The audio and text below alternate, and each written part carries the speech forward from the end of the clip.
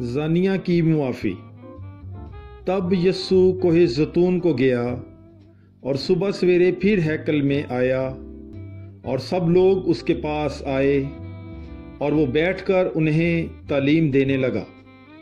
تب فقیہ اور فریسی ایک عورت کو لائے جو زنا میں پکڑی گئی تھی، اور اسے بیچ میں کھڑا کر کے اس سے کہا، اے استاد، یہ عورت زنا میں عین فعل کے وقت پکڑی گئی ہے۔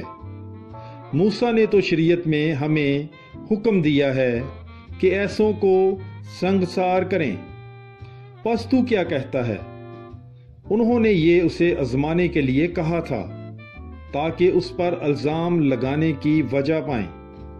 مگر یسوع جھک کر انگلی سے زمین پر لکھنے لگا، اور جب وہ اس سے سوال کرتے ہی رہے تو اس نے سیدھے ہو کر ان سے کہا کہ جو تم میں بے گناہ ہو وہی پہلے اس کے پتھر مارے، اور پھر جھک کر زمین پر لکھنے لگا۔ اور وہ یہ سن کر بزرگوں سے لے کر ایک ایک کر کے چلے گئے، اور یسوع اکیلا رہ گیا اور عورت بیچ میں کھڑی رہی۔ تب یسوع نے سیدھے ہو کر اس سے کہا، بی بی، وہ کہاں گئے ہیں؟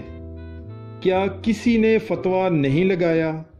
اس نے کہا کہ اے خداوند، کسی نے نہیں۔ اور یسوع نے کہا کہ میں بھی تجھ پر فتویٰ نہیں لگاتا، چلی جا، پھر گناہ نہ کرنا۔ آمین۔ پاک کلام کے پڑھے اور سنے جانے پر خداوند کی برکت ہو، خدا کا شکر ہو۔ Bible is life. God bless you.